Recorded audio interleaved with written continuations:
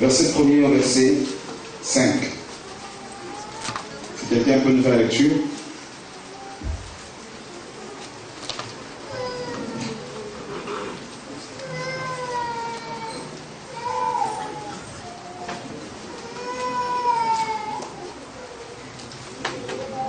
Oui.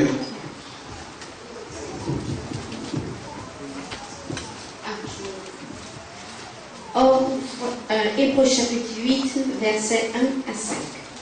Or, voici le point capital de ce que nous disons.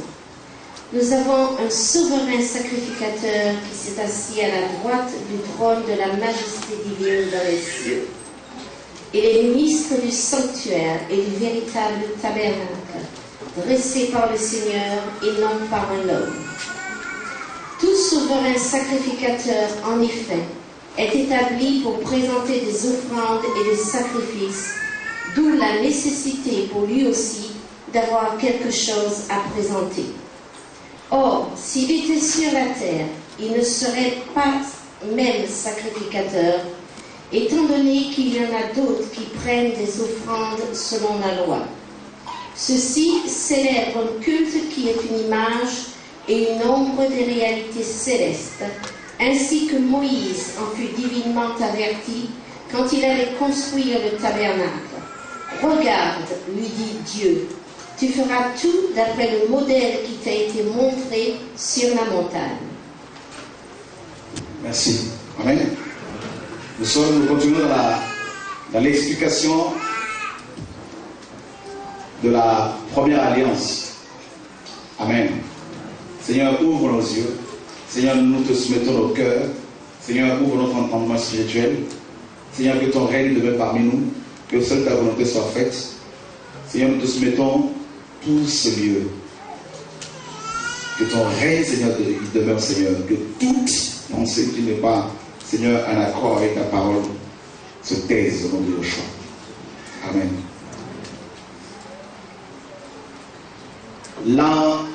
La première alliance est expliquée par la nouvelle alliance. Amen. La première alliance est expliquée par la nouvelle alliance. L'Ancien Testament est expliqué par le Nouveau Testament. Le Nouveau Testament était caché dans l'Ancien Testament. Amen. Parce que l'Ancien Testament ou l'Ancienne Alliance, ou la première alliance, était l'ombre. Cette ombre annonçait, bien sûr, la nouvelle alliance. Annonçait également la personne de Yoshua, le royaume de Dieu, la vie éternelle, tout ça. Alors, l'auteur de cette lettre, l'épître des Hébreux, la personne qui a écrit cette lettre l'avait, comme vous le savez, primitivement écrite pour des chrétiens d'origine hébraïque. Les Israélites qui avaient accepté le Seigneur, qui avaient reçu la personne de Yoshua, qui avaient accepté Jésus-Christ comme leur Seigneur et Sauveur, leur Sauveur et Seigneur, mais qui en même temps mélangeaient la première alliance et la nouvelle alliance. Faisaient un amalgame. N'est-ce pas que nous avons l'enseignement? Alors, suivons l'enseignement. Alors, la personne qui a écrit cette lettre, quand elle a vu que ces chrétiens n'avaient pas bien compris la nouvelle alliance, ni l'ancienne alliance, parce que celui qui comprend les deux alliances ne va pas les mélanger. Alors quand cet auteur, cet écrivain s'est aperçu de cette erreur, il va leur écrire cette lettre pour bien expliciter les deux alliances. Alors il dit que, et il dit au verset 5, il célèbre un culte. Il, là, c'est qui? Bien sûr, il s'agissait des Juifs. les pharisiens, les scribes, les sadducéens, les juifs qui étaient encore sous la loi, alors que Christ était déjà mort et ressuscité et monté au ciel. Et quand cette épître était écrite, le temple n'était pas encore détruit. Donc les Juifs continuaient, malgré la mort et la résurrection de Joshua et son élévation au ciel, les Juifs orthodoxes qui avaient rejeté le Seigneur continuaient à pratiquer la loi de Moïse, continuaient à observer le Shabbat, à pratiquer la dîme, à offrir des sacrifices au temple. Alors il va écrire à ces chrétiens qui allaient aussi au temple pour pratiquer ces sacrifices. Il leur dit: ils célèbrent un culte, vos conducteurs juifs célèbrent un culte, image et ombre des choses célestes. Comme Moïse en fut divinement averti lorsqu'il allait construire le tabernacle, et soin lui fut-il dit de tout faire d'après le modèle qui t'a été montré sur la montagne. Et au verset 7, il leur dit ceci: en effet, si la première alliance c'était une alliance relative au culte, aux ordonnances charnelles, comme Hébreux 9 le dit, il dit: si la première alliance avait été sans défaut, il n'aurait pas été question de la remplacer par une seconde. N'est-ce pas? Donc il leur fait comprendre que, au lieu de rester sous l'ancienne alliance, sous l'ancien régime, alors que Christ est venu pour inaugurer un nouveau régime, celui de l'alliance nouvelle, au lieu de continuer à vous attacher à cet ancien régime, il dit: cet ancien régime était plein de défauts. Voilà pourquoi il a été remplacé par un nouveau régime, la nouvelle alliance. Alors, on a vu la dernière fois qu'on a parlé du Shabbat, que le Shabbat était une ombre ou une image qui annonçait quelque chose de précis, quelque chose de quelqu'un. Maintenant, nous allons voir aussi autre chose, quelque chose d'autre qui faisait partie de la première alliance, qui annonçait également une vérité que nous devons comprendre et saisir. On a compris que la première alliance que Dieu avait conclue avec Moïse, avec les enfants d'Israël sur le mont de Sinaï, Exode 19, cette première alliance était une ombre. Elle annonçait quelque chose. Elle n'était pas éternelle. Elle était provisoire. Mais c'était pour préparer au peuple, pour annoncer des choses à venir. Donc, maintenant, dans Hébreux chapitre 9, nous lisons à partir du verset 1er jusqu'au verset 10. Il continue à leur dire: la première alliance avait donc des ordonnances relatives au culte et un sanctuaire terrestre. En effet, un tabernacle fut construit dans la partie antérieure, appelée le lieu saint, était le chandelier, la table et les pains de proposition. Alléluia. Derrière le second voile se trouvait la partie du tabernacle appelée le Saint de Saints, renfermant l'ascensoir d'or pour le parfum et l'arche de l'alliance entièrement recouverte d'or. Il y avait dans l'arche un vase d'or contenant la manne, la verge d'Aaron qui avait fleuri, et les tables de l'alliance. Au-dessus de l'arche étaient les chérubins de la gloire, couvrant de leur ombre le propitiatoire. Ce n'est pas le moment de parler en détail là-dessus. Suivez très bien l'enseignement. Or, ces choses étant ainsi disposées, les sacrificateurs qui font le service entrent en tout temps dans la première partie du tabernacle, c'est-à-dire le lieu saint. Et dans la seconde, le souverain sacrificateur seul entre une fois par an, c'est-à-dire le 10 du 7e mois. Non sans y porter du sang qu'il offre pour lui-même et pour les péchés du peuple. Verset 8. Le Saint-Esprit montrait par là que le chemin du lieu très saint n'était pas encore ouvert. Amen. Parce qu'il fallait que Christ qui est le chemin vienne ouvrir ce chemin. Christ qui est la porte vienne ouvrir cette porte. Alors, tant que le premier tabernacle subsistait, c'est-à-dire que tant que la première alliance subsistait, on ne peut pas avoir la révélation de la seconde alliance. Les prophètes ont voulu avoir cette révélation, on leur a dit ce n'était pas pour vous. Parce que c'était scellé, le livre était scellé.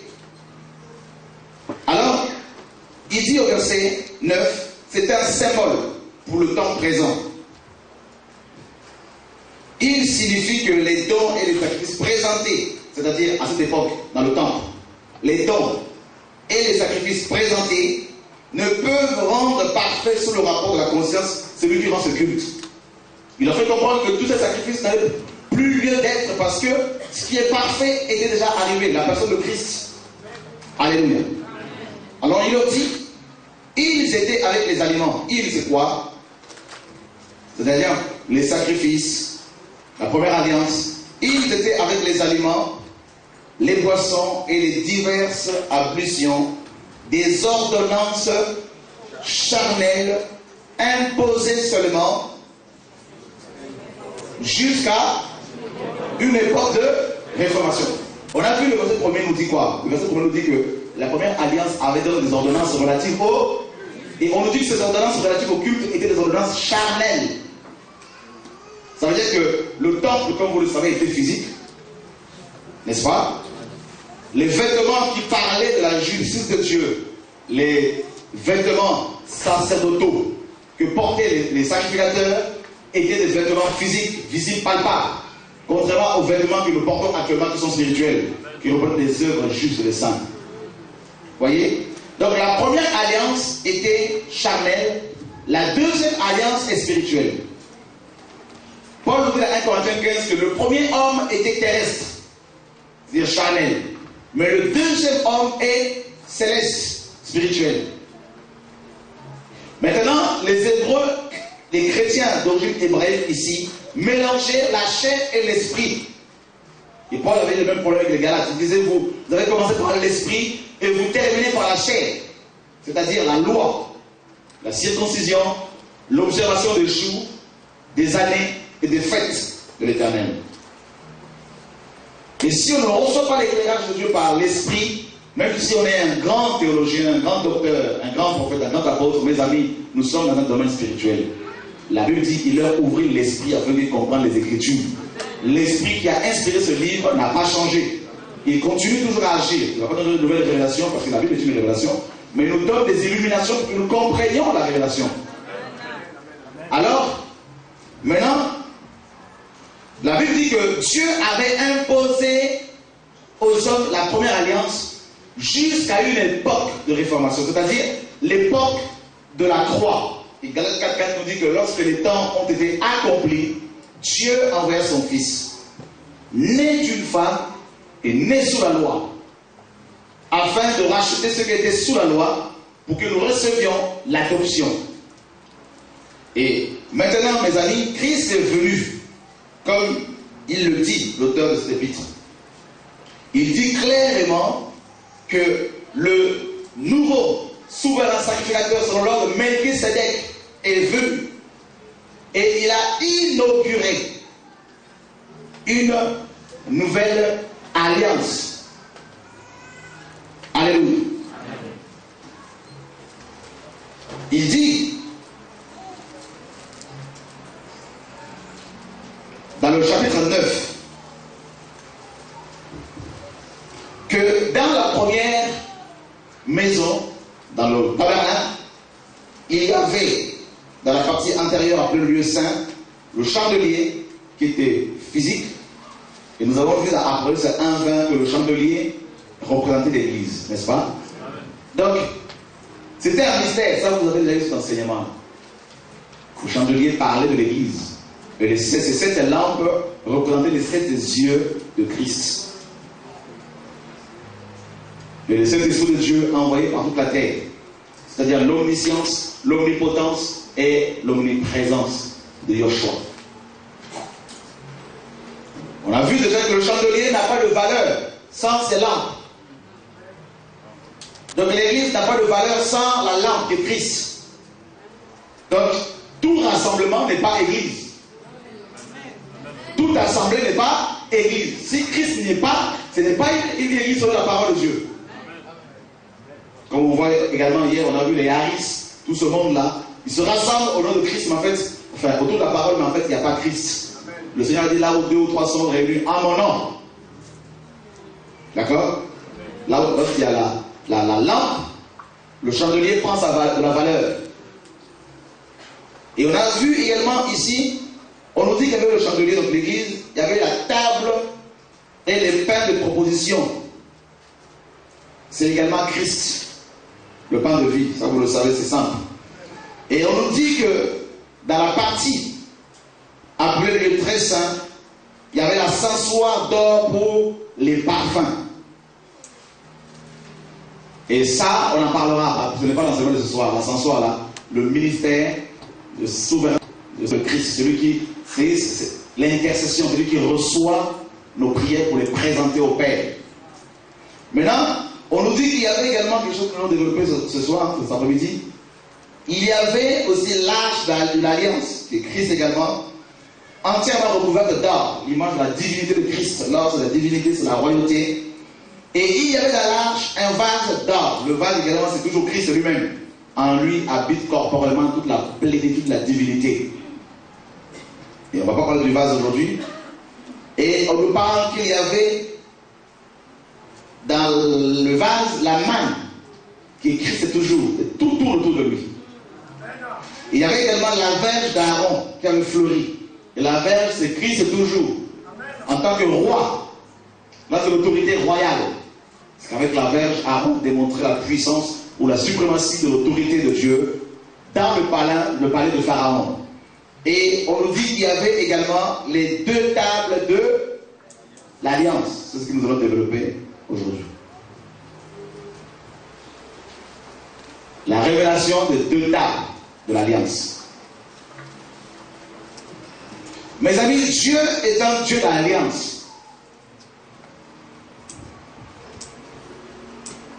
Ça veut dire que Dieu ne peut pas travailler avec toi sans alliance. Il faut qu'il y ait un contrat.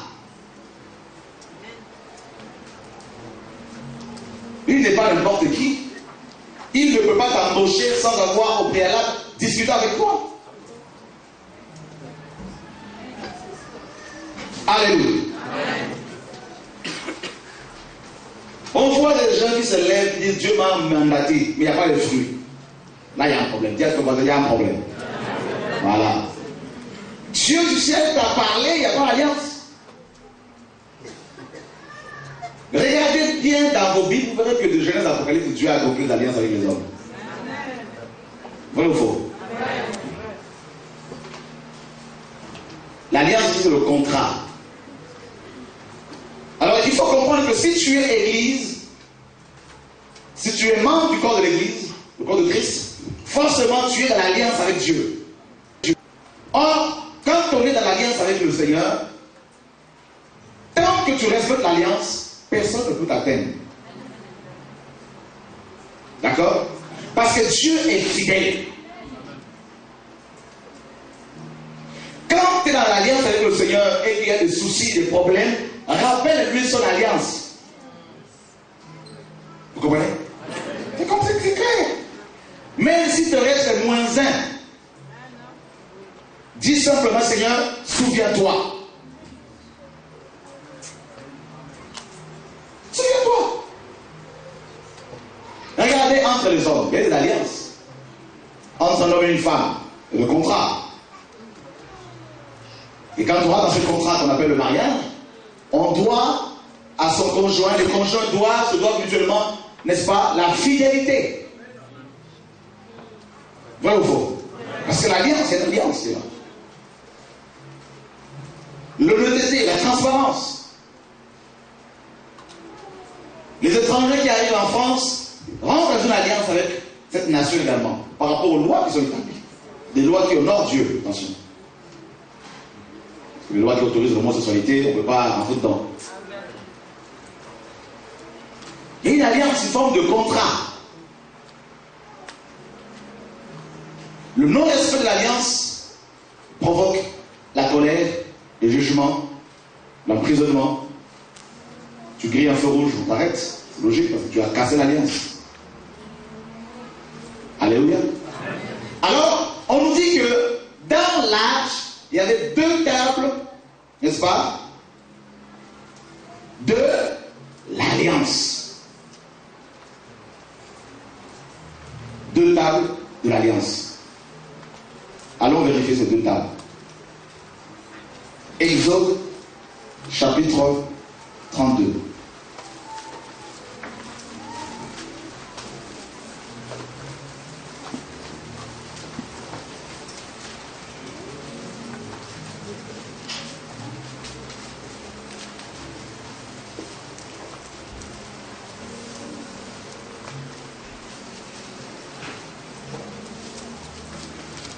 Nous lisons à partir du verset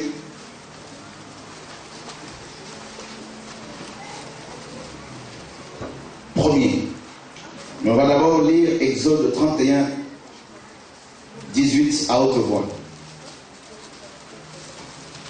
Si nous pouvons tous lire cela à haute voix. 1, 2, 3.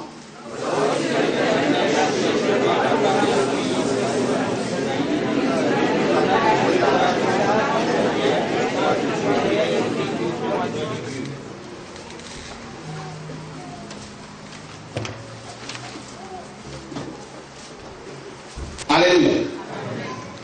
Dieu se révèle à Moïse. Mes amis, c'est une grâce lorsque Dieu se révèle à un homme. C'est une grâce. Hein? Quand vous avez affaire à des gens à qui Dieu parle, mes amis, c'est un privilège. Ben oui. N'est-ce pas que si notre président que nous aimons beaucoup, le président Sarkozy, nous appelle quelqu'un l'un d'entre nous ici, je suis convaincu que la personne va venir vous témoigner. Ah, le président m'a appelé. Vraiment, on va tous aller. Il t'a dit quoi? Raconte un peu ce qu'a dit le président. Alléluia. Amen. Et les gens qui sont en galère, les pauvres, ils vont tous venir. Dis-nous, est-ce que le président t'a-t-il donné du magot, tout ça? Est-ce que... Mais maintenant, quand c'est le Dieu créateur du ciel et de la terre nous parle, mes amis. Et là, Dieu descend de son ciel et vient parler à un mortel, Moïse. Et Dieu lui dit quoi? Dieu lui dit, va dans le roc, taille-moi 2 pierres. Et Moïse va le faire. Et la Bible dit, lorsque l'Éternel eut achevé de parler à Moïse sur le mont Sinaï, il lui donna les 2 tables du témoignage. C'est de l'alliance. Table de pierre, écrite du doigt de l'homme. Alléluia. Écrite quoi? Le doigt de Dieu, c'est qui? Hein? Qui dit Jésus? C'est le Saint-Esprit. Vous voulez vérifier, non? Alléluia. Alors, allons dans Luc chapitre 11.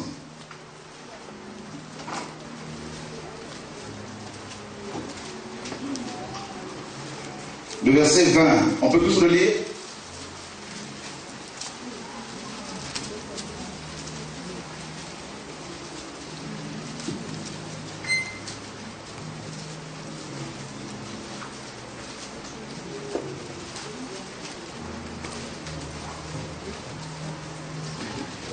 Luc 11, 20, si on peut le lire tous ensemble à votre voix. 1, 2, 3.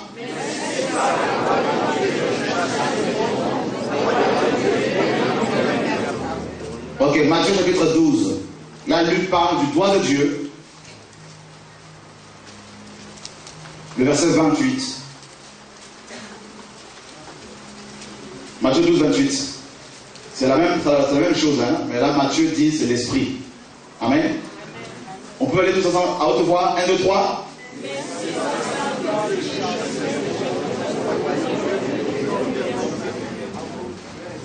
Et 1 Pierre chapitre 3.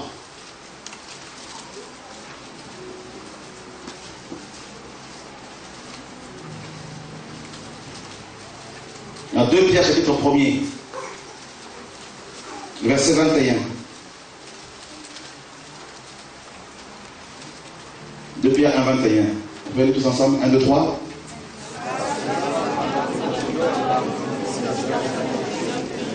Mais c'est poussé par l'esprit que les hommes ont parlé de la part de Dieu. Donc, Exode ici, c'est le Saint-Esprit. Et c'est lui qui a inspiré la parole de Dieu. D'accord? Et la Bible nous dit que écoute, la toute parole biblique, la toute écriture, le tout premier livre de la Bible était écrit par Dieu lui-même. Dieu va l'écrire par l'Esprit. Et il donne ces 2 tables à Moïse. C'était son doigt écrivé. Écoutez, quand Dieu écrivait ces écritures, les 10 paroles, n'est-ce pas que si vous prenez une pierre et que vous commencez à écrire dessus, il y a des morceaux qui vont partir? Vrai ou faux? Ce sont des morceaux inutiles. Donc il faut gratter, comme avec un burin. Mais là, ce doigt-là, c'est le feu. Parce que l'esprit, c'est le feu. Donc le feu vient, ça taille la pierre. Et ça écrit. Ça crie, mais ça écrit. Est-ce que vous me suivez? Pour que la parole soit écrite là, tu peux faire plusieurs écoles là, tout ça, ça ne sera pas écrit. Ça va être au niveau de la tête. Dieu ne veut pas la tête.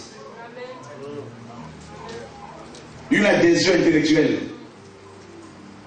Est-ce qu'on peut continuer? Maintenant, Moïse reçoit les 2 pierres 40 jours après. Écoutez, pendant que Moïse était sur la montagne, le peuple va manquer de patience. Plus ça dure, plus Dieu écrit. Plus Dieu inscrit sa parole quelque part, on verra. Et le peuple a manqué de patience et ils vont se fabriquer un veau d'or. Et Moïse descend de la montagne, Exode 32. Lisons le verset 15 au verset 16. 1, 2, 3. Tout le monde n'est pas encore. C'est bon? On peut y aller. 1, 2, 3. Moïse retourna et descendit de la montagne, les 2 tables du témoignage dans sa main. Les tables étaient écrites de 2 côtés. Elles étaient écrites de l'un et de l'autre côté. Les tables étaient... Et l'écriture était l'écriture gravée sur les tables. Alléluia. Alors, qu'est-ce qui va se passer à votre avis? Moïse va briser. Le verset 19. 1, 2, 3. Et comme il approchait du camp, il vit le veau et les danses.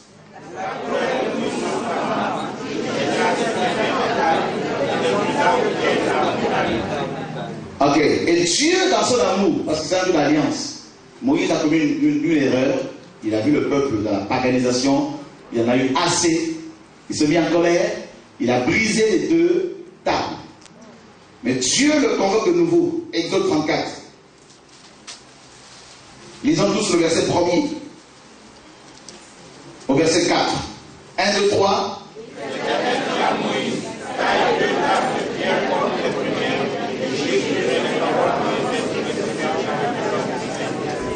Sois prêt de bonne heure et tu monteras dès le matin sur le mont Sinaï. Tu te tiendras là devant moi sur le sommet de la montagne. Que personne ne monte avec toi et que personne ne paraisse sur toute la montagne. Et même que ni brebis ni bœufs ne paraissent près de cette montagne. Moïse tailla 2 tables de pierre comme les premières.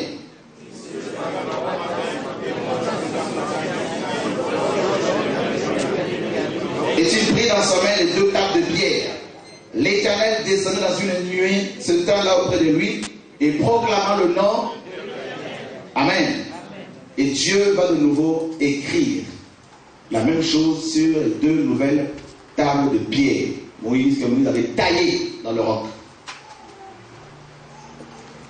Et Dieu demande aux enfants d'Israël que ces 2 tables de pierre doivent être conservées dans l'arche tout au long de la dispensation de la loi.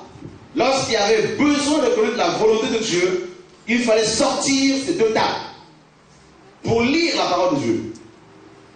Alors, pour votre information, avant que Dieu se révèle à l'homme, Dieu avait inscrit sa parole dans la nature. Il y a 2 livres qui parlent de Dieu. Le premier livre, le tout premier livre, c'est la nature. Oui, c'est la parole qui le dit. Psaume 19 nous dit que les cieux racontent la gloire de Dieu. Alléluia. Et Paul dit dans Romains 1, il dit que la divine puissance de Dieu se voit comme à l'œil nu quand on la considère dans son ouvrage. Dieu dans son ouvrage. Même l'incrédule, quand il va, même les astronautes, quand ils vont au ciel là-bas, les incrédules se rendent compte de l'immensité de l'univers et ils s'aperçoivent qu'il y a quelqu'un qui est trop fort, qui est derrière cette création. Et ils sont enseignés. Essaye de saisir le vent. On sait que Dieu n'existe pas. Le vent, là, est-ce que tu l'as déjà vu? Mais tu le sens. Est-ce que tu sais d'où il vient et où il va? Non. Dieu, il est merveilleux. Amen. Alors maintenant, Dieu a voulu, mes amis, révéler cette parole. Et il va prendre ces deux tables de pierre pour conserver cette parole. Et ils vont gratter dessus, ils vont gratter. Et ces deux tables étaient dans l'arche. Et les Hébreux, quand ils avaient des combats, ils se rappelaient, ils sortaient ces deux pierres. Ils rappelaient à Dieu sa parole. Dieu, tu as dit. Dieu, c'est écrit. Dieu, c'est toi qui as écrit. Ce n'est pas un homme. Tu nous as promis telle chose. Et ces deux tables étaient conservées dans l'arche. Alléluia. Maintenant, cette parole qui était écrite sur les deux tables de pierre, cette parole était encore un mystère caché quelque part et révélé il y a 2000 ans. La parole en question qui était écrite sur ces deux tables de pierre s'est incarnée. On a vu déjà cet enseignement sur le mystère de la piété. 1 Timothée 3,16. Dieu est grand, le mystère de la piété est grand. Dieu a été manifesté en chair. Cette parole, elle a pris la forme humaine. Donc du coup, quand elle est venue, les Juifs n'avaient plus besoin de ces deux tables de pierre. De toute façon, lorsque le temple avait été détruit, l'arche avait été perdue. Et du coup, les deux tables également. Alors, Christ est venu en tant que deux tables de pierre et il a exercé son ministère pendant longtemps, pendant 3 ans et demi. Mais le plan de Dieu, ce n'était pas que Christ reste en tant qu'humain sur la terre longtemps. C'était pour qu'il prépare de nouveau des pierres vivantes.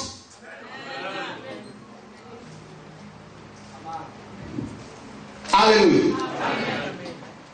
Il dit à Pierre, et moi je te dis que tu es Pierre. Alléluia. Pétros, un petit caillou. Ce même caillou que Moïse avait taillé dans le roc, qui est Christ lui-même. Tu as été taillé en lui, tu dois être taillé en lui. Ça commence à venir.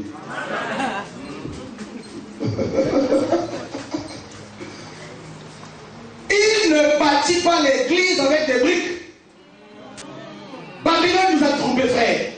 On veut des grands terrains pour construire des grandes briques, briques rouges, briques blanches, je ne sais pas quelle couleur, et on est passé à côté de l'essentiel, et on prend le verset qu'on placarde sur ce mur, et on dit sainteté à l'éternel. Quand on rentre dedans, on a l'air pieux.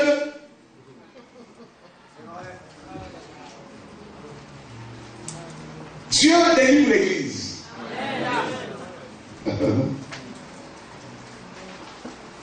Vous verrez que ce rocher sur lequel nous devions être taillés a suivi les affaires des Juifs tout au long de la dispensation de la loi. Quand ils avaient soif, ils frappaient sur le rocher, l'eau sortait. Mais nous étions dans ce rocher là, cachés.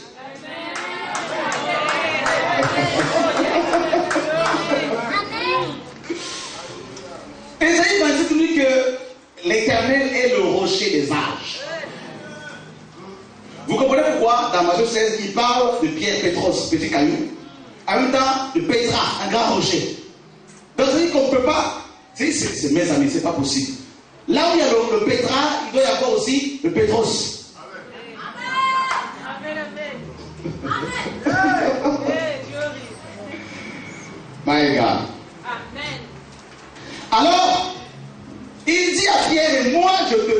tu es Pierre. D'abord, Pierre, dans Matthieu 24, il voit le maître sortir du temple, il dit, regarde, ils vont lui dire, regarde les belles pierres. Écoutez, regardons un peu à Luc. Ça vient? Ok, ce soir encore Dieu va nous délivrer.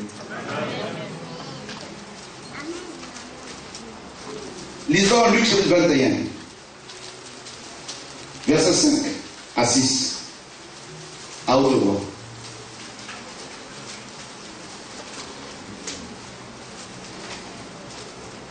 La révélation des deux tables de pierre de Moïse. 1, 2, 3. Comme quelques-uns parlaient des belles pierres et des objets apportés en offrande qui faisaient l'ornement du temple, Jésus dit, les jours viendront où de ceux que vous voyez? Waouh! Il a fait comprendre, écoutez, je n'ai pas besoin de toutes ces pierres-là. Les briques, là, j'en ai pas besoin.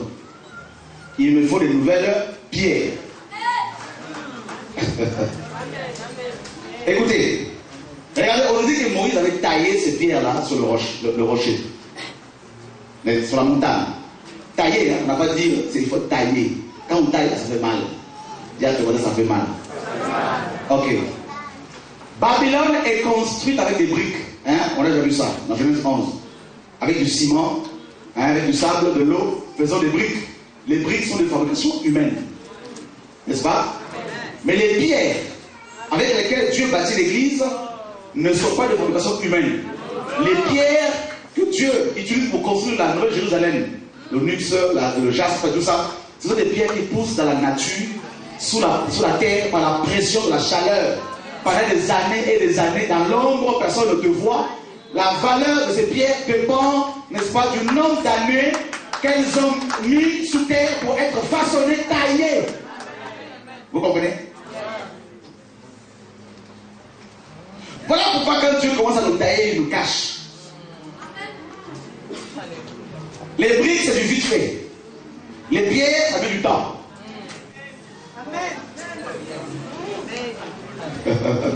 J'en peux plus. Dieu m'a lâché. Il t'a pas lâché. C'est toi qui dois lâcher quelque chose.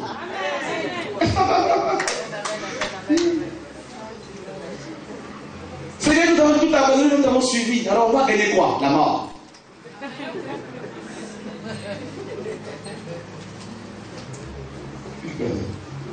Alléluia.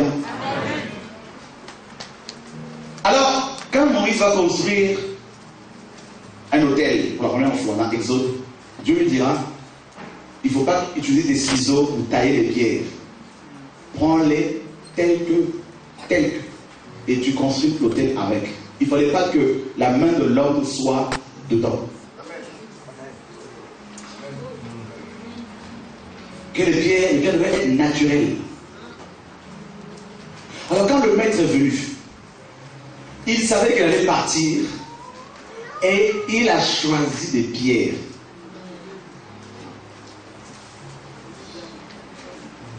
Et regardez ces pierres. Elles n'étaient pas encore taillées. Il a pris un zélote. Un zélote, c'est-à-dire un raciste, un nationaliste. Il dit, toi, viens. Il va prendre un voleur, Judas, qui volait dans la bourse. Il va prendre un péager, quelqu'un qui avait vendu son pays aux Romains, qui travaillait pour les Romains, Lévi, Matthieu. Il va prendre deux frères, Jean et Jacques, ils étaient mes amis. Il les a surnommés fils de tonnerre, impulsifs. Ils avaient un caractère irascible. Il les prend. Il pouvait invoquer le feu, brûler tous les Samaritains, racistes en plus. Il les a pris avec. Alléluia. Il les a choisis comme ça. Il a dit, suivez-moi. Il n'a pas dit, je fais de vous les pécheurs. Il dit dans Luc 7, je ferai de vous. C'est au futur. C'est-à-dire qu'entre le moment où la pierre reçoit l'appel et le moment où elle rentre dans la perfection, il y a un processus de taillade.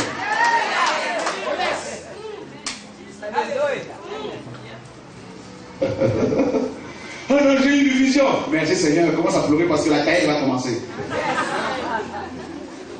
J'ai reçu la prophétie, je serai une grande prophétesse. Pleure, mon soeur, pleure. Dis à ta voisine, pleure encore.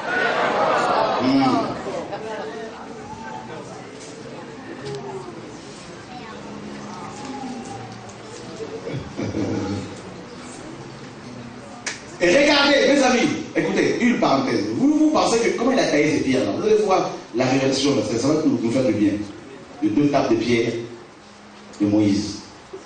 Il les a pris tels qu'ils étaient. Il les a choisis. Leur formation n'était pas facile. Pierre était né pêcheur, vrai ou faux? Il avait 3, il était triplement pêcheur. Pêcheur à cause d'Adam.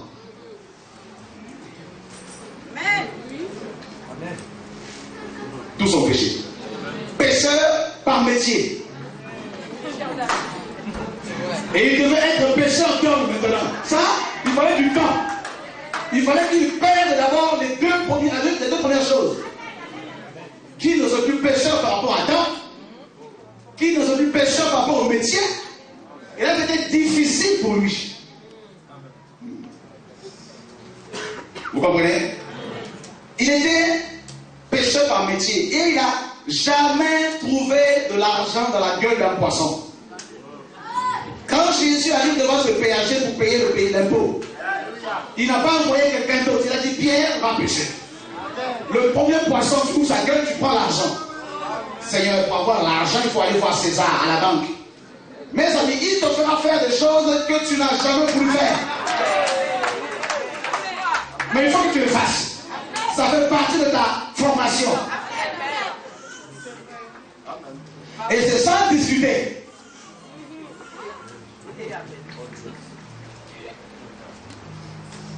Ils se retrouvent dans ce désert avec eux, avec une foule.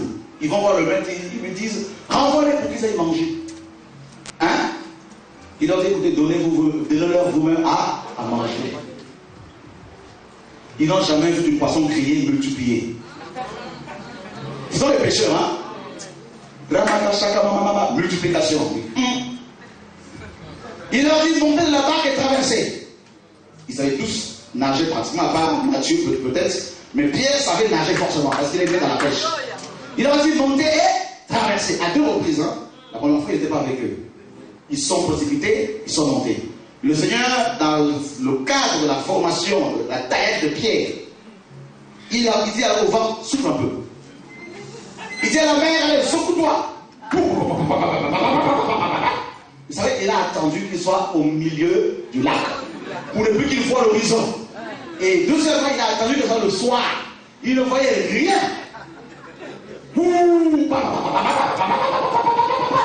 Le maître n'était pas là. Maintenant, mets-toi en colère. Ta colère va faire quoi?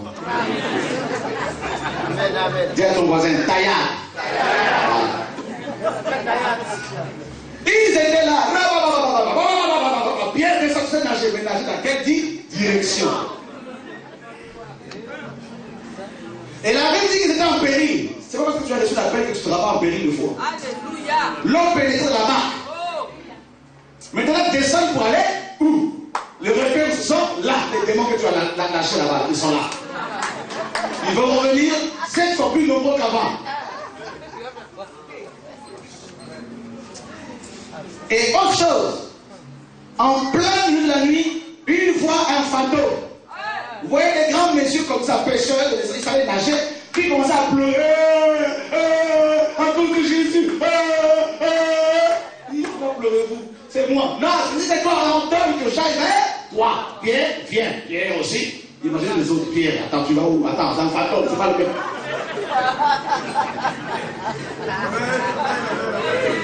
Il commence à se noyer. Quiconque invoquera le nom du Seigneur sera sauvé. Il a pris sa main et il dit, ah, viens, toi aussi là-dedans. Vous pensez que c'est facile la formation? Mes amis.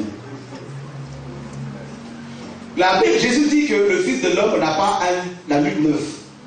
Les renards ont des tanières, les oiseaux ont des nids, tout ça, mais le Fils de l'homme n'a pas un endroit où poser sa tête. Ça veut dire que les gens qui le connaissaient, qui connaissaient ses apôtres, ils Je disais, mais vous suivez un gars qui n'a même pas de maison, qui dort sur la montagne. Pierre, toi, tu es marié. Vous nous dites que la belle-mère de Pierre était malade une fois. Donc Pierre était marié. Imaginez sa femme qui ne devait pas trop comprendre son mari. Mais toi, tu suis, tu quittes la maison, tu quittes ton emploi, tu quittes tout, ton entreprise, ton papa, pour suivre un gars qui n'a même pas fini sa formation avec son père. Parce que Jésus était charpentier.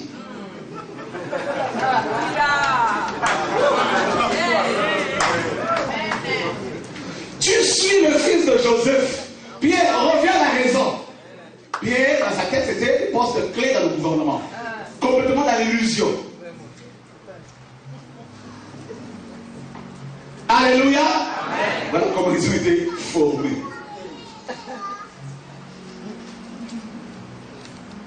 Alors, mes amis, qu'est-ce qui se passe? Dieu vient, il te prend, toi la pierre vivante. Et qu'est-ce qu'il va faire? Jésus est la parole révélée, mais on ne la voit pas, cette parole-là. Jésus est invisible, il est Dieu. Mais par contre, cette parole s'incarne en toi. Doit s'incarner en toi, doit être écrite en toi. 2 Corinthiens chapitre 3.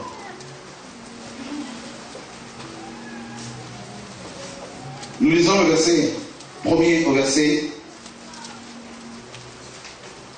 3 à haute voix.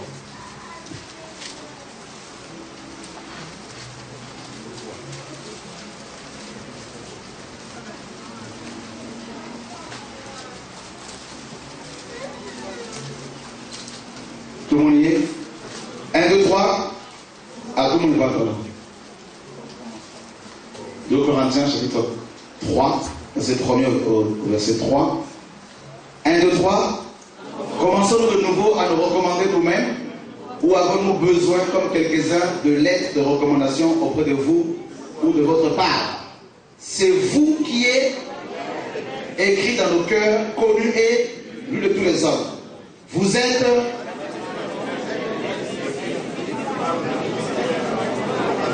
non avec de l'encre, mais avec qui de nouveau écrit ces lettres-là? Dis à ton voisin, l'Esprit de Dieu, le doigt de Dieu. Alors, il dit quoi?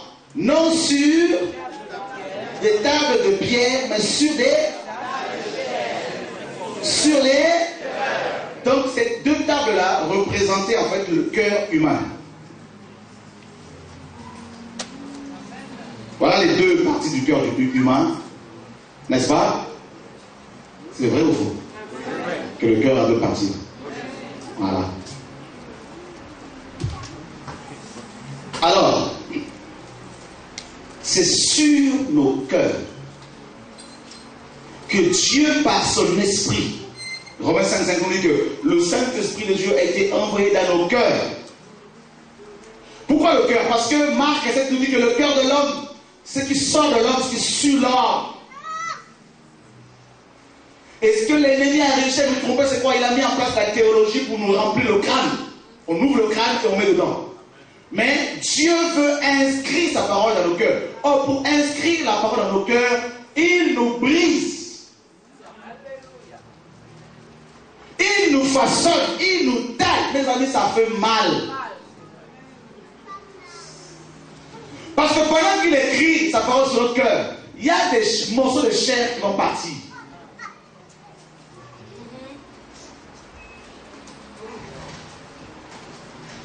Tu peux lui laisser ton crâne pour qu'il mette la connaissance et refuser de lui laisser ton cœur. Et là, tu vas faire du surplace. Si tu fais que quand tu vas commencer à parler, ce n'est pas. Ça va être. Tu vas souiller les gens à chaque fois.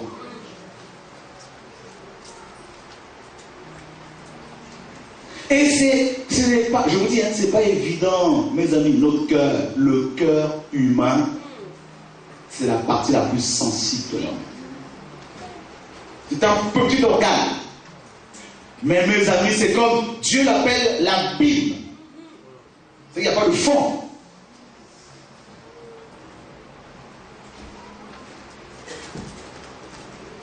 Combien de gens se trompent-ils parce qu'on s'arrête sur les apparences? Voilà, la religion embellit l'apparence, les apparences. Le corps, c'est la chair. La religion, c'est la chair. Voilà pourquoi on va porter des soutanes, des costumes, cravates, tout ça parce qu'on veut, en fait, tout ça pour impressionner. Et Dieu dit à Samuel, qui s'était même trompé, dans 1 Samuel 16, il dit, l'homme regarde, tu frappes le regard. Mais Dieu regarde au cœur.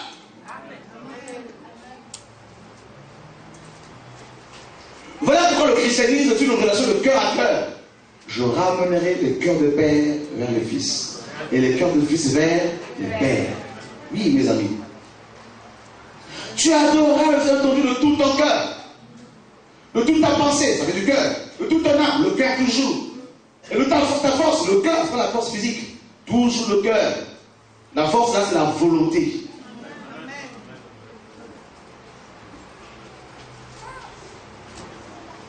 Et Dieu dit dans Ésaïe, il dit, ce peuple m'honore des lèvres, mais son cœur est éloigné de moi. Les préceptes, les commandements qu'ils enseignent ne sont rien d'autre que des commandements d'hommes.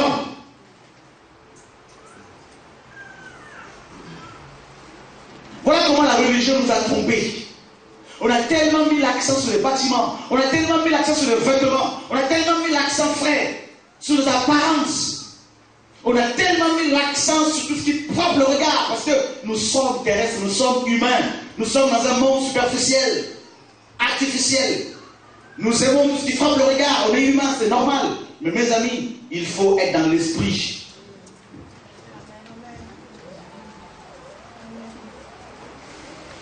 Et là, Dieu, quand il vient dans la vie de quelqu'un, il commence à tailler, non les apparences physiques, il taille le cœur. Voilà pourquoi, le jour où on s'est converti, ce n'est pas parce qu'on s'est converti ce jour-là qu'on a pris, n'est-ce pas, quelques centimes de plus. Ou qu'on a changé de couleur. Le physique ne change pas. Peut-être que les décorations qu'on avait avant, petit à petit, Dieu va les enlever. Mais sinon, c'est le cœur qui va changer. Si quelqu'un est en Christ, il est devenu une nouvelle créature. C'est-à-dire un nouveau cœur. Et Dieu dit dans Ézéchiel 36, je répandrai sur vous une eau pure, verset 25. Je vous purifierai de toutes vos souillures. Il dit, j'ôterai de vous un cœur de chair, de pierre, et je mettrai en vous un cœur de chair, un cœur sur lequel je peux écrire facilement. Mais mes amis, combien de chrétiens laissent-ils Dieu passer dans leur cœur? La véritable puissance n'est pas cette onction qui veut tomber les gens. La véritable puissance est celle qui sort de notre cœur.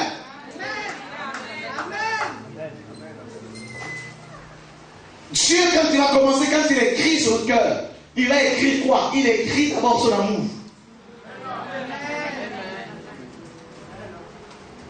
Voilà pourquoi, regardez, juste à titre d'exemple,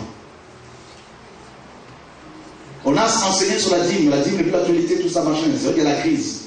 Mais vous verrez que très peu de gens soutiennent financièrement l'œuvre de Dieu. Pourquoi? Parce que la parole de Dieu cette parole-là n'est pas écrite sur leur cœur. Voilà. Parce que l'amour n'est pas écrit. Parce que celui dont le cœur est façonné, taillé, qui devient une lettre, qui devient par sa vie une lettre, c'est-à-dire cette lettre qui est censée être lue par les autres, cette personne n'a plus besoin qu'on lui dise quoi faire pour Dieu. Amen, amen. Voilà pourquoi on passe à côté de véritables bénédictions, parce qu'on fait les choses parce qu'on nous le dit de le faire. Parce que notre cœur n'est pas changé.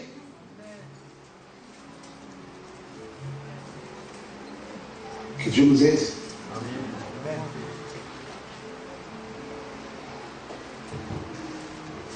Ce qui touche le cœur, ce qui touche le Seigneur, mes amis, ce n'est pas la manière dont nous prions, dont nous gênons. Ce n'est même pas la manière la façon de gagner les âmes, d'amener les âmes au Seigneur. Mes amis, à quelqu'un tu dois, le Seigneur peut le faire. Vous pensez qu'il n'a pas la possibilité de le faire? Ce qui touche le cœur du Seigneur, c'est le cœur de l'homme.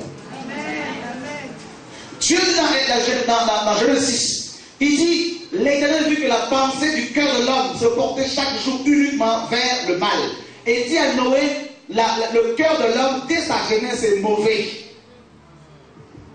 Combien on peut être là alors que dans le cœur on est faux?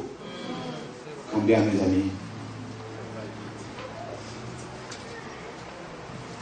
Paul dit, vous êtes une lettre de Christ, écrite par notre ministère. Ça veut dire quoi? Ça veut dire que pour les apôtres qui m'entendent, qui me suivent ce soir ou ce matin, parce que la vidéo sera diffusée, Paul dit aux chrétiens de Corinthe qu'ils étaient des lettres écrites par son ministère. Ça veut dire que si toi tu aspires à l'apostolat, au prophétisme, au doctorat, à la prédication, à l'enseignement, tu dois comprendre que ton ministère est établi pour écrire. Moïse a été utilisé pour cela, pour écrire des lettres. Ça veut dire qu'en voyant les gens que tu formes, on doit voir Christ. Et on va te voir. Paul peut dire, imitez-moi comme moi, j'imite Christ. Toute lettre a un expéditeur et un destinataire. L'expéditeur, c'est Dieu qui écrit son doigt. Et il écrit toute lettre. Si on veut qu'une lettre ait de la valeur, il faut lui apposer une signature, un sceau qui atteste, qui authentifie que la lettre est bel et bien écrite par telle personne, qui donne de la valeur à la lettre. Or, non seulement que la lettre que nous sommes censés être est écrite par le doigt de Dieu, le Saint-Esprit, et le sceau de cette lettre, c'est lui-même le Saint-Esprit. Éphésiens 1:13, Éphésiens 4:30. Mais écoutez-moi maintenant, si vous êtes une lettre écrite par Dieu, avec le sceau de Dieu lui-même, comment vous allez encore vous tourner vers les petits démons?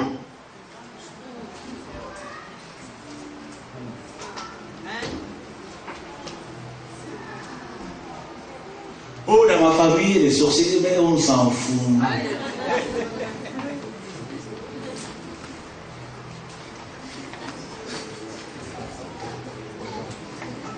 Écoutez, nous sommes là. Imaginez que vous êtes arrêté par les policiers. Vous êtes en prison pour 50 ans. Et puis le président de la République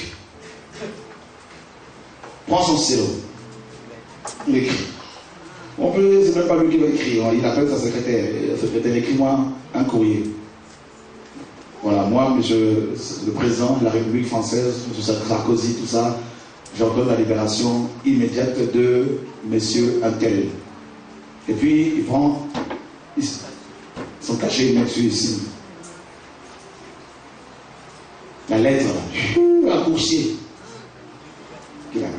jusqu'à la prison de la santé ou la Fresnes. Fresnes, non, la santé, ou Fleury. Le gendarme ou le policier ou le gardien qui reçoit ce courrier. Hein? Quand il prend le courrier, il va directement où? Dans ta cellule. Est-ce qu'il va te bousculer? Non, pas du tout. C'est-à-dire que le prisonnier change de statut dans la prison.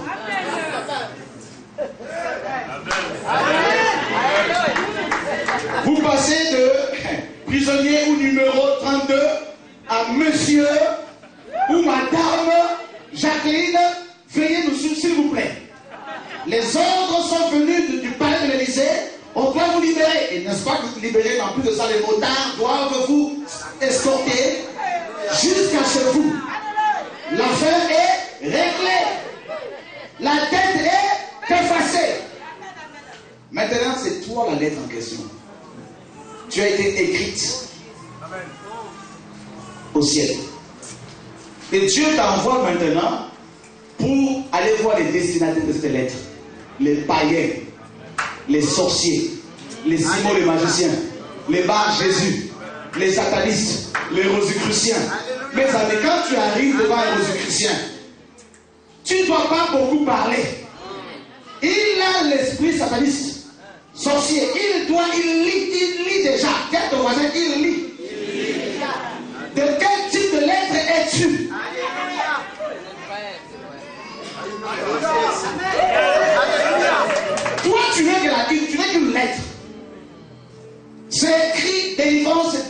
te présentes en tant que lettre et tu dis à Satan, voilà la signature.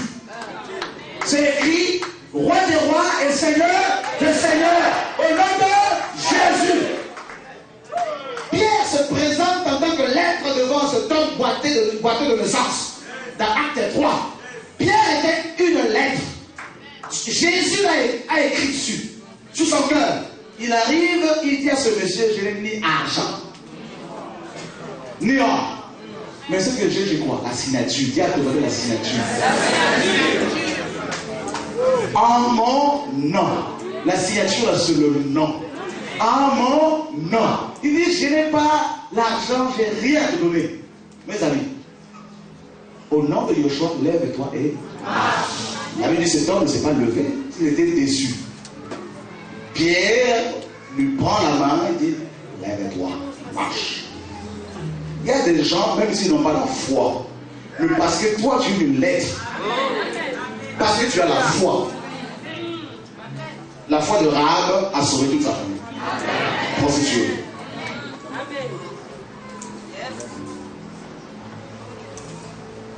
Mais on nous a trompés. Oui, je suis chrétien, converti depuis 30 ans, tout ça. Les démons s'en foutent. Les démons ont peur de la signature. Ils ont dit à Acte 19, aux cette fille de Séva, nous savons qui est Jésus. Pourquoi ils ont Jésus? Paul, nous savons qu'il porte la lettre. Il porte la signature. Mais vous qui êtes, vous n'avez aucune signature. Vous êtes des lettres, c'est vrai, écrites par la religion. Votre papa est souverain sacrificateur, c'est vrai. Tout ça la même. Comme vous avez mis en place la religion monarchique, tout ça. Papa par héritage et papa à fils. Mais où est la signature? Oh, je suis envoyé au nom de notre organisation religieuse. Les démons, mes amis, s'en foutent. Oh, je suis envoyé au nom de la pote Chora. Ils s'en foutent. Oh, je suis envoyé au nom du ministère de la Justice. Ils s'en foutent. Mais quand tu arrives, la signature est là. Je suis venu au nom de...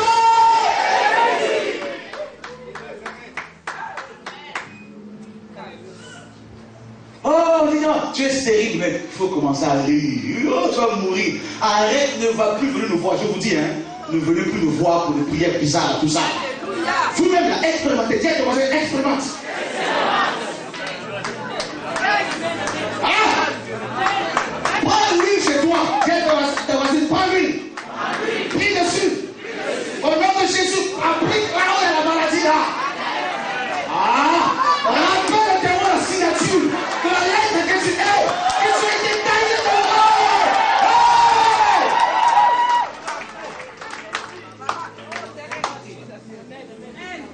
Ah, tu as obligé du sang, non? Tu as obligé du sang, non? Tu as vu du sang. Est-ce que tu veux me voir? Tu as vu quoi? Tu as vu qui? La signature. Pardon, la signature. On attend.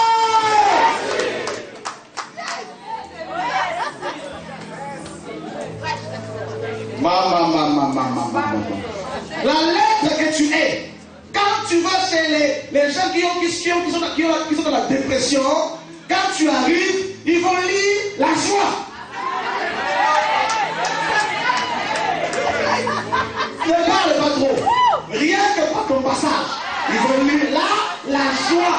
Mes amis, dans cette crise économique, nous sommes sortis du royaume.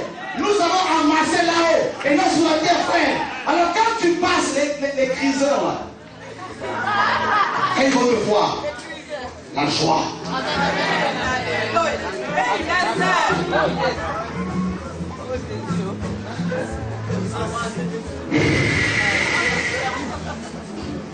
Il y a des lettres qui ont été altérées, qui commencent à se réveiller. Oh frère. Ah. Mes amis, là le monde veut nous lire par rapport au diplôme. C'est bien si on peut en faire. On veut nous lire par rapport à la taille. Mes amis, il y a des petits qui sont très dangereux. Il y a des...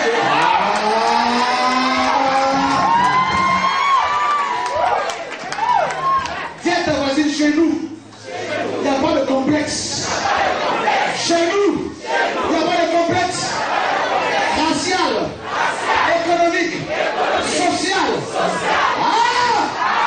Célèbre!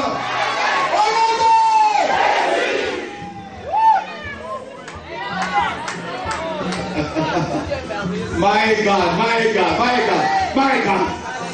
Voilà pourquoi le temps dans lequel nous sommes arrivés, c'est un temps où quand vous allez prendre le métro, les trains, tous les possédés, ils vont lire. Ils vont lire quoi? La délivrance. On va te suivre pour dire tu es apôtre? Non. Je suis prophète? Non. Tu es évangéliste? Mais tu diras je suis la lettre et j'ai la signature. La même signature que Chora Kotou, c'est la même signature que j'ai. Alors, c'est ton Chora, c'est ton frère. Gilbert, c'est ton frère. La même signature qu'ils ont, c'est la même que tu as. Voici le miracle qui accompagnera ceux qui ont cru.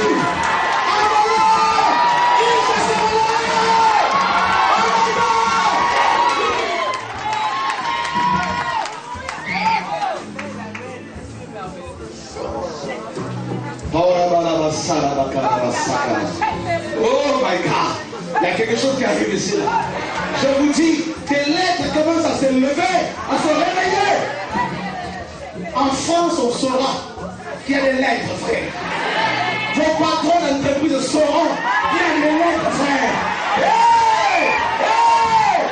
On ne peut pas te négliger. Joseph était une lettre. On l'a enfermé en prison. Mais Pharaon était troublé. Il avait besoin de lire. Et ils sont allés chercher la lettre. Frère, il y a des gens qui veulent savoir lire, mais ils cherchent des lettres. Et je te dis ce soir, tu es la lettre de Christ, écrite par le ministère, par le Saint-Esprit.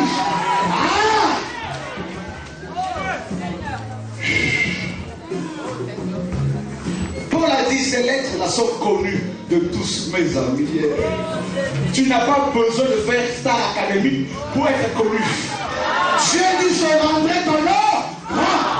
Tu n'as pas besoin, frère, de faire beaucoup de gymnastique, de faire une femme du prophète à l'apôtre pour qu'il t'élève. Mais si tu reçois la signature, même en prison, même dans la forêt, entre les sources, Dieu viendra. La Bible dit, il prend les choses d'un fil.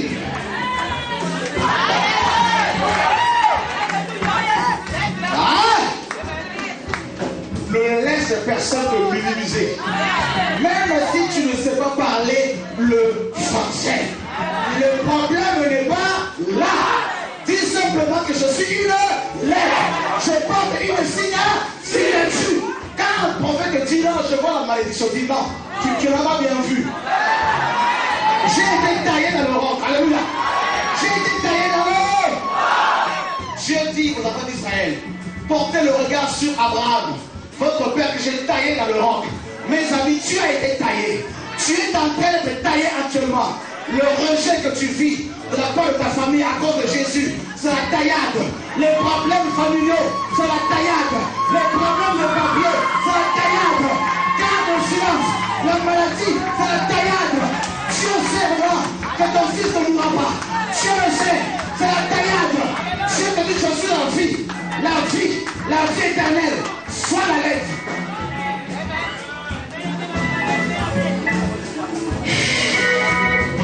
My God. Oh! Quand bien même la police te regarde, il y a Antillais et Antillais. Quand il y a Congolais et Congolais. Il y a des Congolais qui sont des lettres de la religion. Mais il y a des Congolais de sa riche. Attention, il y a des Congolais, attention. Il y a blanc et blanc. Il y a noir et noir. Il y a jaune et jaune. Parce qu'il y a des jaunes qui sont déjà jaunissés par la puissance de Dieu.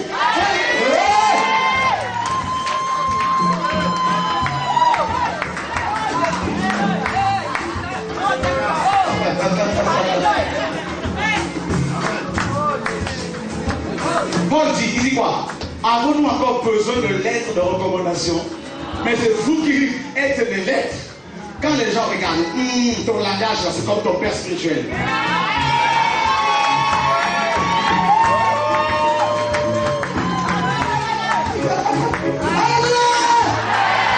Ça n'est pas l'idolâtrie, frère.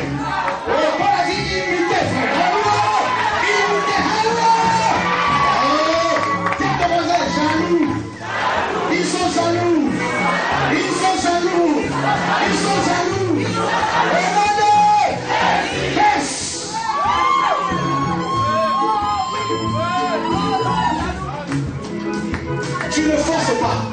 par ta façon d'être, mais toi tu brilles. Tu ne forces pas. Il dit par ta sanctification, toi tu es. Mes amis, la différence fait. Yoshua, Amashia. Ton corps là, oh, ton cœur. Arrête de pleurer pour ton mari. Arrête de pleurer pour ton mari. Il va lire bientôt.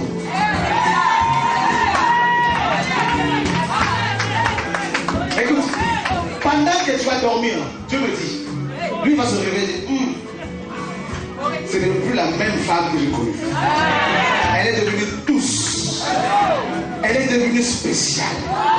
Elle est devenue gentille. C'est que Jésus là est vraiment quelqu'un. Pierre dit quoi là? 1 Pierre 3, il dit, les femmes, si vous n'arrivez pas à gagner vos maris par la parole, vous pouvez les gagner par le témoignage. Sois une femme vertueuse, une femme qui parle très peu, mais une femme de prière, une femme de méditation, une femme vertueuse.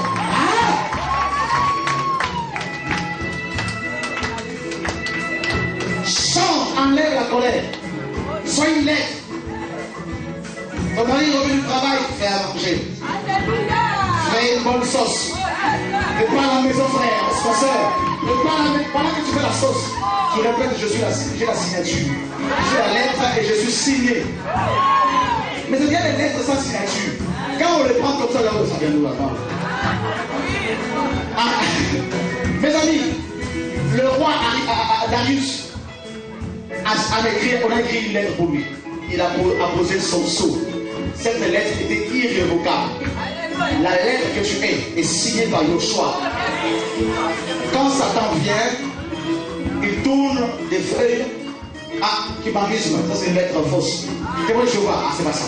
Il arrive, je te dis, la signature. En fait, la signature, c'est avec le sang. Regarde le sang.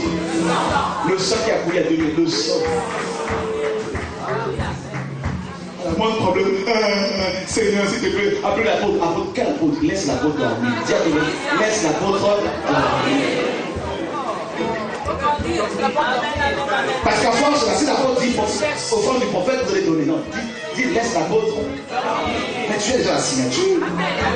Tout l'enseignement que tu as reçu toutes ces années, tu as la signature. Amène-nous seulement là le témoignage.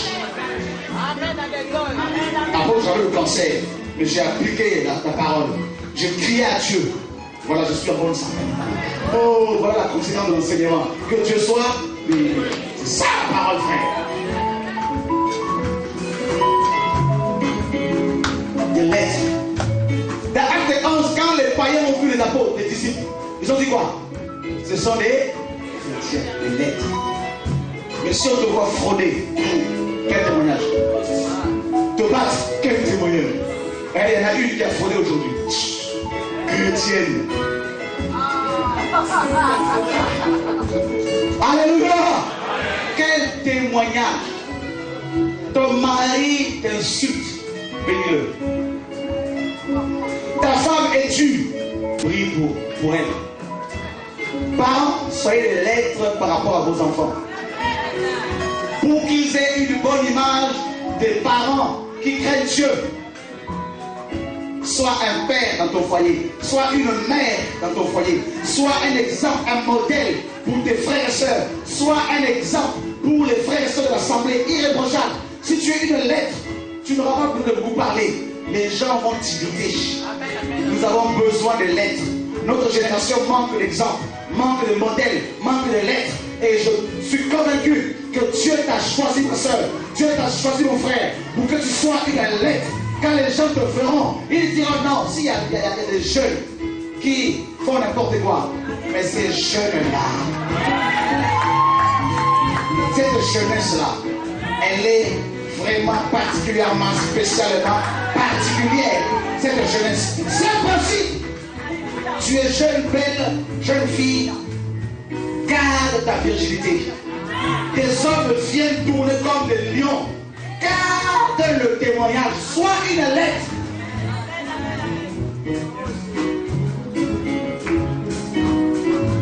La lettre en question, elle passe par plusieurs postes, plusieurs endroits. Elle est internationale, elle n'est pas ethnique. Hein. Oh, les Arabes avec les Arabes, les Noirs avec les... Non, non, non, elle est multi-peuple, multiraciale, elle est internationale. Ça veut dire que tu dois comprendre que cette lettre-là doit être lue par les Chinois aussi. Voilà pourquoi je suis convaincu, ils vont partir en Chine. Tu vas parler chinois, la lettre de Christ. Au nom de Jésus, oui frère, je le prophétise. Vous me connaissez, quand je déclare ça, Dieu agit. Au nom de Jésus, je prophétise que tu iras au Japon là-bas. Douglas, le Japon. Au nom de Jésus. L'Australie. Il y en a qui ont reçu en vision ici. L'Australie. Quand le Seigneur met sa signature, ça passe partout. On dit ici, ça passe pas, ça passe. Il a dit toutes les nations. Il n'a pas dit seulement les Congolais, les Antillais, les Blancs, les nations. Il y a des Blancs qui sont ici, qui vont partir en Afrique. Tu n'as jamais été en Afrique, mais Dieu dit tu. Et pas seulement en Afrique, mais au village. Il n'y a pas de métro, il n'y a pas de train, il n'y a pas de TGV. Mais tu arrives là-bas avec l'onction, mes amis.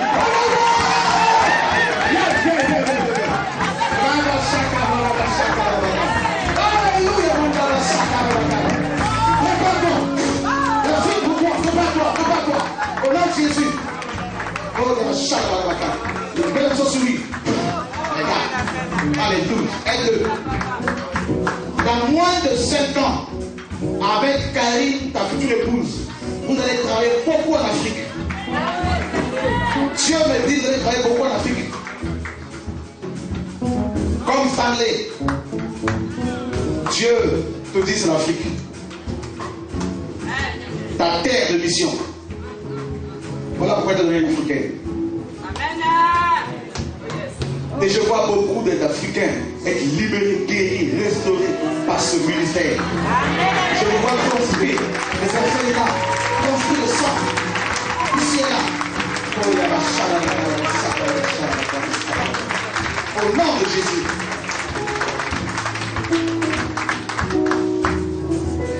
Voilà pourquoi on va de plus en plus vous encourager tous les deux.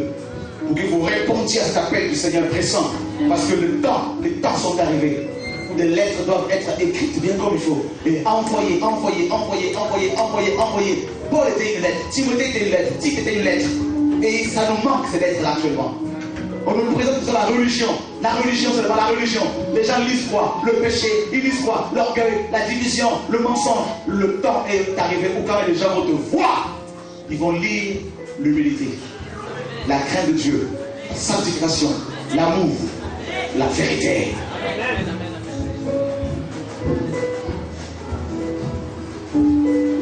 Donc ne pleure plus si pendant la taillade tu souffres. Ne pleure plus. Dieu sait ce qu'il fait.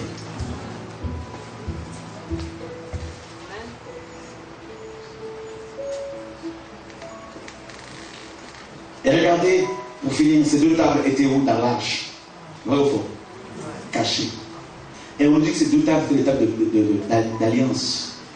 Ça veut dire que il y a une alliance entre toi et Dieu. Dès ta conversion, tu rentres dans une alliance. Et c'est l'alliance qui est décelée par la vie de Dieu. Vous vous rendez compte que Dieu a versé sa vie, son sang. Paul dit, vous avez été acquis par le sang du Dieu vivant. Dans Actes 28 à 29.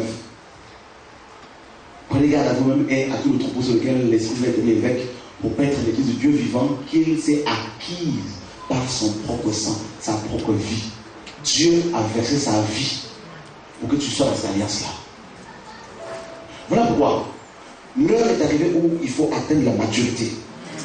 Qu'il ne faut plus avoir des partenaires pour les petits bobos, tout ça à chaque fois. Commencez à proclamer l'alliance du Seigneur, à rappeler au Seigneur son alliance. Si Dieu a donné sa vie pour toi, qu'est-ce qui va lui manquer? Qu'est-ce qui va l'empêcher de te donner le reste? Posons-nous des questions simples. S'il m'a donné la personne la plus importante de son cœur, qu'est-ce qui va lui empêcher de me donner le reste? Honnêtement. Nous, notre rôle, ce n'est pas que vous voyez à chaque fois nous voir pour nous transformer en des gangas, des sorciers, des marabouts, tout ça. Non. C'est pour vous Vous enseignez ces choses afin que vous soyez capable d'exercer vos ministères. Que vous ayez de l'impact dans la société. Et ce que beaucoup de pasteurs ne veulent pas faire parce qu'ils veulent, vous êtes dépendants d'eux. Comme ça, ils vont régner toujours, ils vont régner, ils vous maintiennent volontairement dans l'ignorance afin que vous les nourrissiez. Ils ont peur de perdre leur position, leur notoriété, tout ça, alors qu'on n'a rien à perdre, frère. On a tout à y gagner si les gens sont libérés. Donc, les deux étapes étaient dans l'arche qui est Christ. C'est-à-dire que non seulement que tu as l'alliance entre toi et le Seigneur par le sang de Christ, mais en plus de cela, tu es en Christ, dans l'arche. Et tu es dans le lieu très saint, au ciel. Alors, soit c'est ton péché qui t'empêche de rentrer dans ces choses, soit c'est le manque de foi, ou les enseignements erronés qu'on a reçus, qui nous fait tellement dépendre des hommes, et on a perdu le ministère qu'il nous a confié. Que tu sois dépendant des hommes par rapport à la formation pendant un temps, oui. Mais il est arrivé un temps où, frère, il y a tellement de besoins, il y a tellement une soif dans les nations, que Dieu cherche des personnes. Je vous dis, Dieu, nous sommes dans une génération où, écoutez-moi bien, où Dieu ne cherche pas, mes amis, les diplômes. Dieu cherche selon les cœurs disposés. Ton cœur est-il disposé? Veux-tu vivre le rêve avec Dieu? Veux-tu vivre autre chose avec le Seigneur, frère? Dieu est prêt. Il a déjà tout donné. Il nous a tout donné. Tout dépend de toi. De la conception que tu as de ce Dieu. De ton identité. De ce qu'il a accompli. Voilà pourquoi la véritable délivrance, c'est quand tu reçois la connaissance comme ça. Amen. Plus aucun démon ne peut t'embêter. Je dis plus. Je ne vous dirai pas le nombre de démons qui vont m'embêter la nuit. Maintenant c'est fini. Depuis là, c'est fini. Je vous dis, quand il vient de loin, si vous lève le programme, une parole. Je ne veux pas chasser un démon ou prier toute la nuit pour chasser les démons, envoyer le feu, tout ça. Non, je veux passer de la nuit de l'adoration au cœur. Pour dire à quel point Dieu est mon Père. À quel point je désire le connaître, je désire l'aimer. Mais quand un démon arrive, je dis, écoute, rappelle-toi de l'alliance entre moi et ton Créateur. Ton Créateur est mon Père. Il n'est pas ton Père, mais il est mon Père. Voilà. Au nom de la signature que je porte. Amen.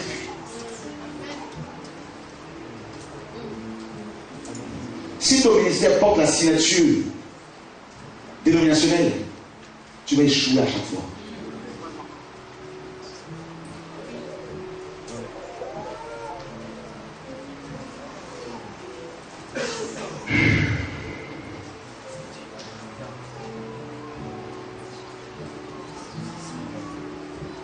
Regarde tel que nous sommes, chacun comprend des choses et dans son quartier, il impacte son entourage. Dans les métros, dans les trains, on impacte les hommes et les femmes.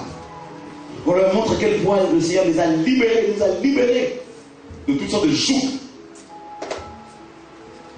Les gens sont tellement angoissés actuellement, les nations à cause des crises. Je nous dis de la part du Seigneur, la Bible nous dit clairement, des sociétés, des entreprises seront de plus en plus fermées. C'est le nouvel ordre mondial et il le faut. Il faut oppresser la population mondiale pour lui imposer ce nouvel ordre mondial, bien comme il faut. Donc, c'est une obligation. Donc, ça veut dire que les gens, beaucoup de gens vont se suicider. Il y aura de plus en plus de suicides, de plus en plus de soulèvements ici et là. Il faut s'y préparer. Et ce monde-là qui nous entoure, là, compte sur vous. Je vous dis, ce n'est pas Obama qui va apporter la solution. Ne mets pas ton espoir sur lui. Tu vas être déçu. Il va te convoquer pour prendre une bière, pour te calmer.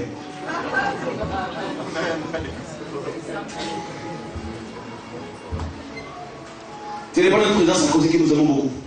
Non. Il y a un malaise. Il n'est qu'un humain.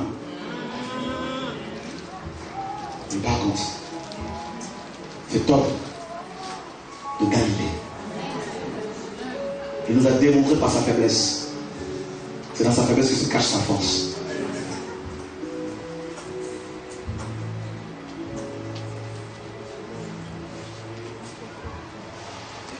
Amen.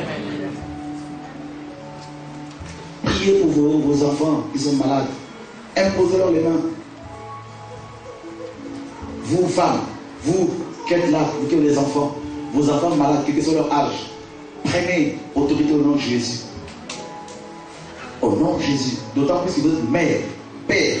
Et cette autorité-là qui est la naturelle. Et vous avez également l'autorité de Christ. Au nom de Yoshua, Seigneur, je déclare cette maladie.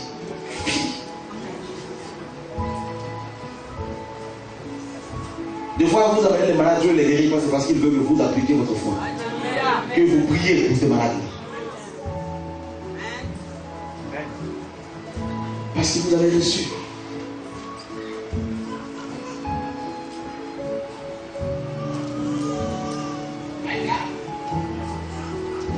Alléluia.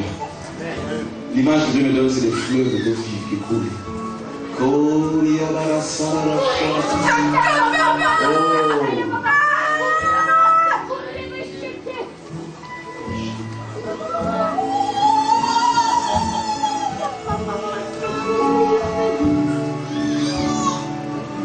Des fleuves qui brisent des forteresses, des digues. Simplement. Les courants sont tellement forts, tellement puissants. Dieu dit, j'ai mis en vous l'amour de la vérité. J'ai vu vos cris, vos pleurs, vos souffrances. Le Seigneur vous a donné un flambeau. Je vous vois en train de marcher à grands pas avec ce flambeau et allumer des petits coins ici et là avec cette parole. Il y a tellement de délivrances que le Seigneur opère. Tellement de délivrances que Dieu va opérer au travers de votre ministère. Dieu fera de vous des parents pour beaucoup de personnes. Des parents pour beaucoup de prédicateurs, pour beaucoup de pasteurs. Le Seigneur vous fera de plus en plus grimper encore plus haut. Et le sommet, vous allez pouvoir l'atteindre difficilement. Mais ça veut dire que vous allez y arriver. Non par votre force, mais par ma propre force. Dieu dit, je veux toucher ma fille, ta famille. Je veux me révéler à ta famille, je veux la restaurer, je veux guérir les cœurs les plus malades, les cœurs meurtris, les cœurs brisés. Dieu dit, je veux changer l'opinion qu'ils ont vis-à-vis de ma personne. Je veux changer l'opinion qu'ils ont parce que je veux leur démontrer la véracité de mon amour. Toi qui souffres, toi qui pleures, toi qui es venu ce soir, tu as dit à Dieu chez toi, je veux que tu me parles, Seigneur. J'en ai assez de ma situation. Je veux que tu te révèles à moi ce soir particulièrement. Frère, tu as prié comme ça chez toi en venant ici. Là où tu es assis, Dieu pose sa main sur toi pour te dire, je te connais, je veux accomplir ma parole dans ta vie. Parce que je t'ai établi comme une étoile.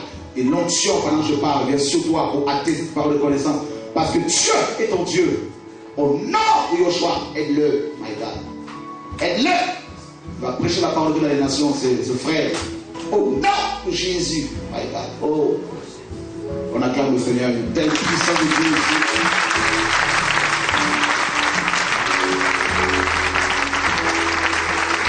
Dieu est tout puissant.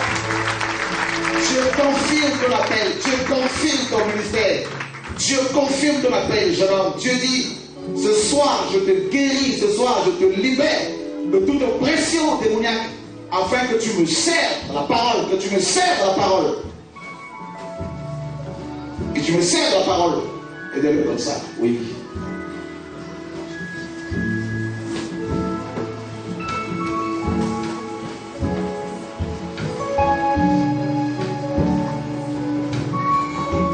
Ton cœur a été brisé, tu es là.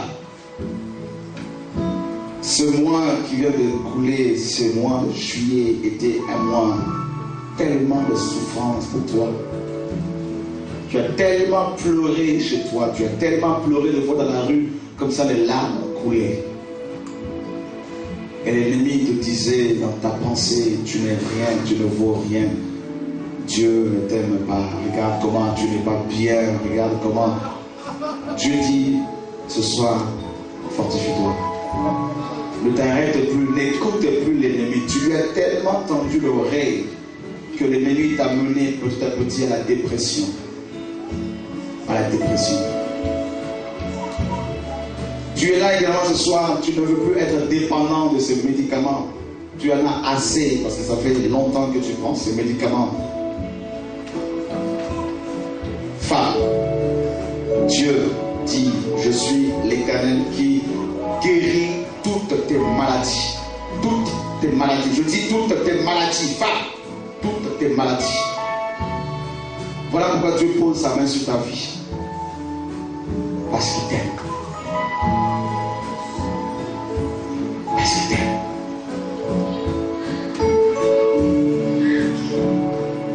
Seigneur, merci pour ta fidélité. Merci pour ta force.